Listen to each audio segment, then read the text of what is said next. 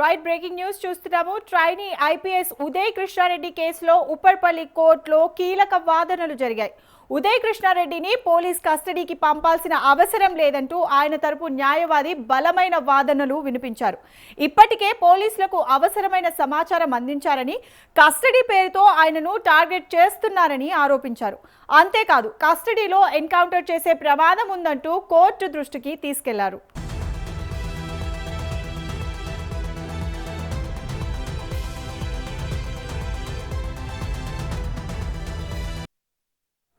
Trainee IPS Uday Krishna Reddy కేసులో police కస్టడీపై Upparpalli కోర్టులో వాదనలు జరిగాయి.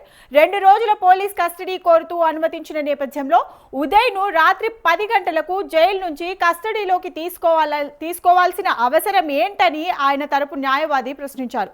ఇప్పటికే ఉదయ్ కృష్ణారెడ్డి పోలీసులకు అవసరమైన పూర్తి సమాచారాన్ని అందించారని, మళ్లీ కస్టడీ అవసరం లేదని వాదించారు.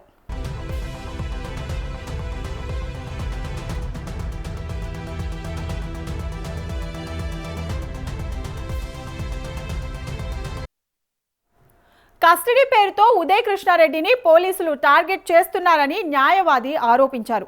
అంతేకాదు, పోలీస్ కస్టడీలో ఆయనకు ప్రాణహాని ఉందని, ఎన్కౌంటర్ చేసే ప్రమాదం కూడా ఉందంటూ న్యాయమూర్తి దృష్టికి తీసుకెళ్లారు. ఈ నేపథ్యంలో కస్టడీకి పంపడంపై అభ్యంతరం వ్యక్తం చేశారు.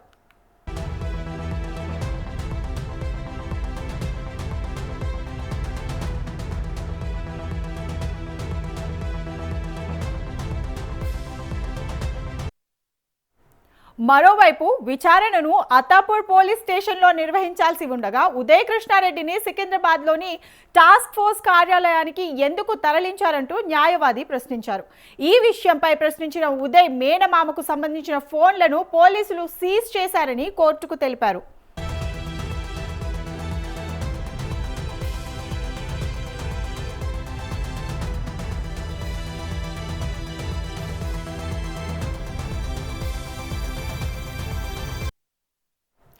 కేసులో బాధితురాలు పేరును ఎఫ్ఐఆర్లో ప్రస్తావించడం పైన ఉదయ్ తరపు న్యాయవాది అభ్యంతరం వ్యక్తం చేశారు. బాధితురాలు వివరాలను ప్రస్తావించడంపై బిఎన్ఎస్ సెక్షన్ 72 నిబంధనలను పోలీసులు ఉల్లంఘించారని వాదించారు.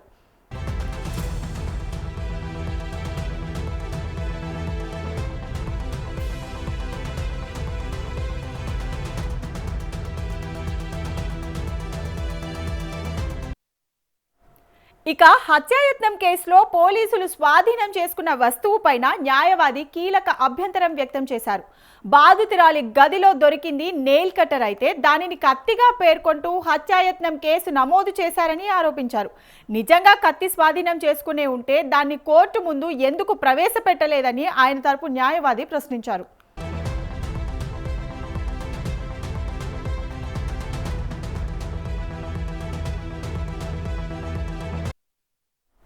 ఇప్పటికే పోలీసులకు అవసరమైన సమాచారం అందించినందున మరింత కస్టడీ అవసరం లేదని ఉదయ్ తరపు న్యాయవాది కోర్టుకు తెలిపారు. అలాగే ఉదయ్ కృష్ణారెడ్డికి బెయిల్ మంజూరు చేయాలని న్యాయస్థానాన్ని కోరారు.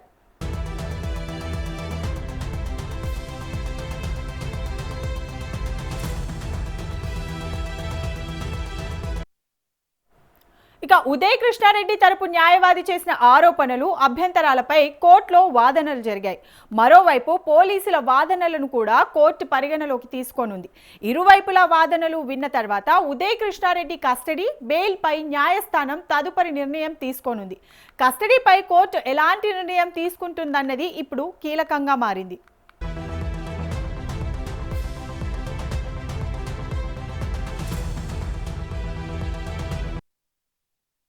అందరికీ ఉదయ్ కృష్ణారెడ్డి ట్రైనీ ఐపీఎస్ ప్రస్తుతం జరుగుతున్న కోర్టు కేసు విచారణ నిమిత్తం కొన్ని ప్రచారాలు జరుగుతున్నాయి. అందులో కొన్ని వాస్తవాలు ఉన్నాయి, కొన్ని దుష్ప్రచారాలు ఆయన మీద చెడుగా చేయడం అన్నది నేను ఖండిస్తున్నాను. మీడియా మిత్రులకి కొన్ని దుష్ప్రచార వార్తలని కొంతమంది ఇంటెన్షనల్గా తప్పుడు ప్రచారాలు ఇస్తూ వారి చేత తప్పుడు కథనాలను రాయిపిస్తూ ఈయన ఇమేజ్ని సోషల్గా డ్యామేజ్ చేయడానికి, నెక్స్ట్ ఎవరైతే ఒక ఇన్నోసెంట్ ఉమెన్ ఉన్నారో ఆవిడ కంప్లైంట్ ఏదో చిన్న కంప్లైంట్ ఇస్తే ఆ చిన్న కంప్లైంట్ని కాస్త చాలా పెద్దది చేయడం జరిగింది. ఇప్పుడు మా క్లయింట్ ఇచ్చిన ఇన్ఫర్మేషన్ మేరకు నేను ఆన్ రికార్డ్ అడ్వకేట్గా ఈ కేసులో ఉంటున్నాను. ఇందులో కోర్టులో మొత్తం అఫీషియల్గా ఉండే సర్టిఫైడ్ రికార్డ్ అన్నీ నేను తీసుకున్నాను నాకు అడ్వకేట్గా.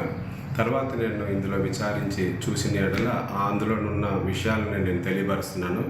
ఈ కేసులో ఉదయ్ కృష్ణారెడ్డి మీద ఒక ఐసీసీ కంప్లైంట్ ఇచ్చారు. ఐసీసీ కంప్లైంట్లో ఉన్న వారందరూ అదే ఒక రీజనల్ ప్రాంతానికి చెందినవారు. వాళ్ళు కూడా దీన్ని సమయస్ఫూర్తితో ఎందుకు మీరిద్దరికి ఒకరికొకరు పరిచయం ఉన్న వాళ్ళే, మీరిద్దరి మధ్యన ఎందుకు కూడా మీరే సెటిల్ చేసుకోండి అని చెప్పి పంపించి నివారించారు. తర్వాత మరలా ఆవిడ ఎవరైతే ఉన్నారో వీళ్ళు గ్రూప్ సభ్యులు వాళ్ళు ఒకరికొకరు జనవరి 2026 నుంచి వీళ్ళు తెలిసిన వాళ్ళే. అందులో ఒకరు తెలిసిన వాళ్ళనే ఈమె పెళ్లి చేసుకున్నారు. అందరూ తెలిసిన వాళ్ళే జనవరి 2026 నుంచి. ఇదేమి కొత్తగా పరిచయం అయింది కాదు. ఎప్పుడైతే వీళ్ళు జూన్ 2025 నుంచి పరిచయం ఉందో అది ఏప్రిల్లో బ్రేక్ అయ్యి ఇంకా ఆవిడకి ఎంగేజ్మెంట్ అయ్యి ఇంకా ఈ తదుపరి విచారణలో ఏమైందంటే ఉదయ్ కృష్ణారెడ్డి గారు నేను ఇంకా ఈ ట్రైనింగ్లో నేను కంటిన్యూ కాను, నేను ఎక్స్ట్రాడినరీ లీవ్ని అప్లై చేసుకుంటా, నేను బయటికి వెళ్ళిపోతాను, నాకు ఇక్కడ ఉండబుద్ధి కావటం లేదు అని పెట్టి ఆవిడే చెప్పినట్లుగా ఇక్కడ ఉంది. ఆవిడ చెప్పిన స్టేట్మెంట్లోని అంశాలను నేను తెలియపరుస్తున్నాను. అందులో ఆవిడే మళ్ళీ రిక్వెస్ట్ చేసి మీరు ఇక్కడే ఉండాలి, ఇక్కడ కంటిన్యూ అవ్వాలని అంటే ఈయన దగ్గర నుంచి మరలా కొన్ని ఇప్పుడు తప్పనిసరి పరిస్థితుల్లో కొన్ని విషయాలు మంచి ఉద్దేశంతోనే తెలియపరుస్తున్నాం. ఎక్స్ట్రాడినరీగా కొన్ని ఎంగేజ్మెంట్ ఎక్స్పెన్సెస్, మ్యారేజ్ ఎక్స్పెన్సెస్ నిమిత్తం ఒక గుడ్ ఫ్రెండ్గా ఆయన కూడా సహాయం చేయడం జరిగింది.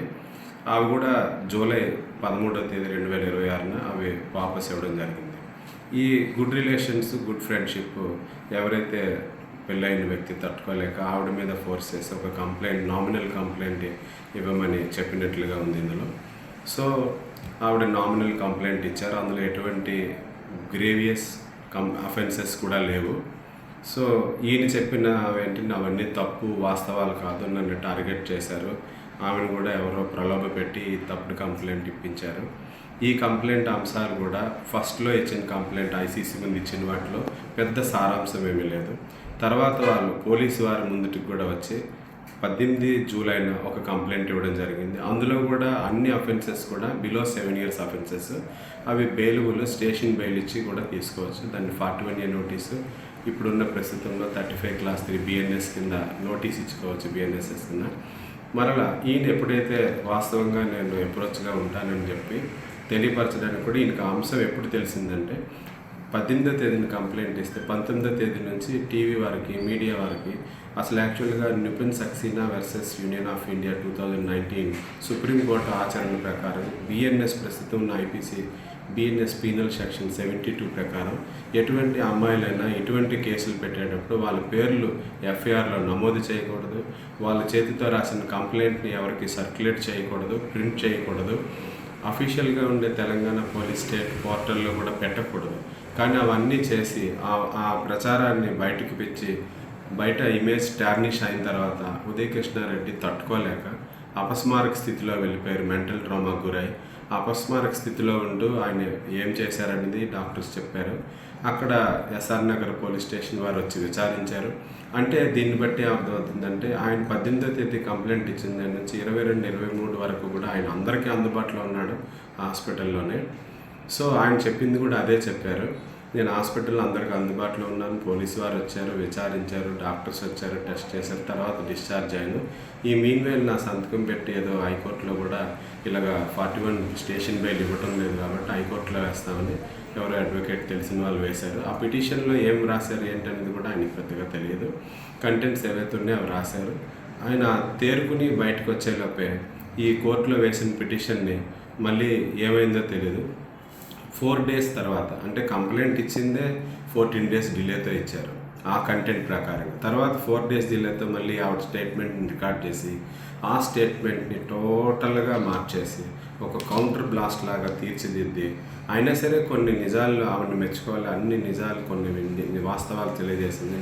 ఆవిడే పరిచయం అయిందని, ఆవిడే నేను ఉన్నానని, ఎక్స్ట్రాడినరీ లీవ్ ఆయన పెడుతుంటే నేనే వెళ్ళొద్దు ఉండమని చెప్పి నేనే కన్సోల్ చేసేదాన్ని. That is a good friendship, that is part and parcel, అందరికీ జరుగుతూ ఉంటాయి. ఎప్పుడైతే ఇది యూటర్న్ తిరిగి ఆర్మ్ ట్విస్టింగ్ అయిందో ఈ కేసులో థర్డ్ పార్టీస్ ఎంట్రీ అయ్యి ఆమెని కూడా ఒక బలి చేసుకున్నట్టుగా ఆమె ఇమేజ్ కూడా ఇప్పుడు స్పాయిల్ అవుతుంది. అసలు పేరు తెలియకూడదు, అటువంటి సెంటర్ తెలియకూడదు, ప్లేస్ తెలియకూడదు. సెక్షన్ 24 పోక్సో యాక్ట్ కానీ సెక్షన్ 72 BNS కానీ క్లియర్గా చెప్తుంది. సుప్రీంకోర్టు గైడ్లైన్స్ కూడా ఉన్నాయి. అయినా సరే ఆ ట్రోలింగ్ నేను చూస్తే ఆశ్చర్యంగా ఫీల్ అయ్యాను. ప్రతి యూట్యూబ్లోనూ వాటిలోనూ తెలుసో తెలియకో అన్ని ప్రచారాలు జరుగుతున్నాయి.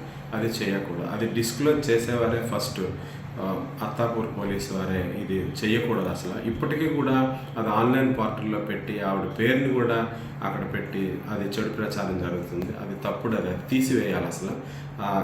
ఇటువంటి విషయాల్లో అసలు డీజీపీ సివి ఆనంద్ గారు చాలా స్ట్రిక్ట్గా ఉంటారు. కానీ కొన్ని అఫీషియల్స్ని నమ్ముతున్నారు, వాళ్ళు సిన్సియారిటీని నమ్ముతున్నారు. దానివల్ల ఏంటంటే అది ఇంకా పట్టించుకోలేదేమో. ఇటువంటి వాస్తవాలను ఒక అడ్వకేట్గా నేను తెలియజేయాల్సిన దృష్టికి వచ్చింది కాబట్టి మా క్లయింట్ ఇచ్చిన ఇన్ఫర్మేషన్కి అఫీషియల్ ఆన్ రికార్డు నేను చెక్ చేసిన దాన్ని బట్టి నేను చెప్తున్నాను, ఇది చేయకూడదు. తర్వాత ఎప్పుడైతే ఆయన నన్ను అప్రోచ్ అయ్యారో యాంటిసిపేటరీ బెయిల్ వేసుకుందామండి, quash is not a bar to file anticipatory అని చెప్పాను నేను. కానీ ఆయన లేదండి, ఇది నేను ఏదో ఆచూకీ లేకుండా నేను ఎక్కడికో అబ్స్కాండ్ అయిపోయినట్టు ప్రచారం చేస్తున్నారు. నేను ఒక లా అబైడింగ్ సిటిజను, నేను స్వయం కృషితో స్వబుద్ధితో తల్లిదండ్రులు లేకపోయినా ఒక విలేజ్ నుంచి వచ్చి ఇక్కడ నా స్వంత కృషితో అందరికీ తెలిసిన విషయం అవి కష్టపడి పైకి వచ్చాను. నేను ఇలాగా తట్టుకోలేను, నేను వెళ్ళి సరెండర్ అవుతాను కోర్టు ముందు, పోలీసు వారి ముందు. నాకు వ్యవస్థలపై నమ్మకం ఉందని చెప్పి ఎంతో లా అబైడింగ్ సిటిజన్గా వచ్చి లొంగిపోదామని వస్తుంటే మార్గ మధ్యంలో 4 గంటలకు మిర్యాలగూడలో తెలంగాణలో బార్డర్లో ఎంట్రీ అయినప్పుడు ఆయన్ని టాస్క్ ఫోర్స్ వారు అరెస్ట్ చేసి టాస్క్ ఫోర్స్ సికింద్రాబాద్లో నైట్ 12:30 వరకు విచారణ చేశారు. అయితే ఈ రిపోర్ట్ని రిమాండ్ కేసు డైరీలో కూడా చూపించకుండా రాత్రి 12:30కి అరెస్ట్ చేశాం ఆరంగార్లో అని చెప్పి రిమాండ్కి మరుసటి రోజు సాయంత్రం 5 గంటలకు తెచ్చారు. అది కూడా ఒక వైలేషన్.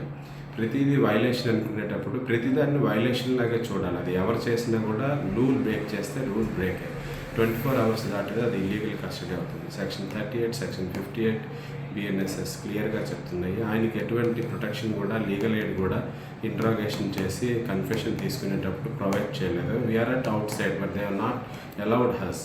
ఆ కన్ఫెషన్ ఈజ్ నాట్ అడ్మిజబుల్. దాన్ని పరిగణలోకి తీసుకోవాల్సిన అవసరమే లేదు. ఈవెన్ దో ఆ కన్ఫెషన్ అయిన తర్వాత రిమాండ్ కేసు డైరీ రిమాండ్ తీసుకునేటప్పుడు కూడా ఈ వాస్తవాన్ని మేజిస్ట్రేట్ వారి ముందు మేము తెలియపరచడం జరిగింది. అప్పుడు కూడా మేజిస్ట్రేట్ వారికి అన్ని విషయాలు నిర్ణయించారు. ఇప్పుడున్న పరిస్థితుల్లో సెక్షన్స్ ఆల్టరేషన్ అయినాయి కాబట్టి ఓన్లీ తాత్కాలికంగా 14 రోజులు రిమాండ్ విధించడం జరిగింది. ఈ విషయం జరుగుతుండగానే పోలీసు వారు కస్టడీ పిటిషన్ వేశారు. ఓన్లీ ఒకటే కంటెంట్, ఏదో సూసైడ్ నోట్ ఆన్లైన్లో ట్రోల్ అవుతుంది, అది ఎవరో రాశారు, ఎవరు పోస్ట్ చేశారు.